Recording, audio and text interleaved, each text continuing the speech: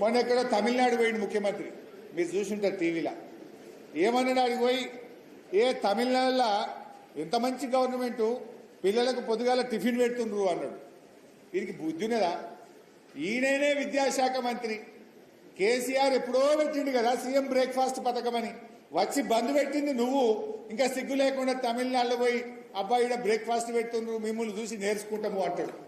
నువ్వు నేర్చుకునేది కాదురా నాయన, నీకంటే ముందే గవర్నమెంట్ స్కూల్ పిల్లలకు పొద్దున పూట ఇడ్లీ పెట్టిండు, దోశ పెట్టిండు, వడ పెట్టిండు, ఉప్మా పెట్టిండు, టిఫిన్ పెట్టిండు కేసీఆర్ కడుపు నిండా. నువ్వు వచ్చినాక బంద్ చేసినావు కదా దద్దమ్మవు. నువ్వు విద్యాశాఖ మంత్రి ఉండి పిల్లలకు బ్రేక్ఫాస్ట్ బంద్ చేసినావు. హాస్టళ్లలో పోతే కాస్మోటిక్ ఛార్జ్ వస్తలేదు.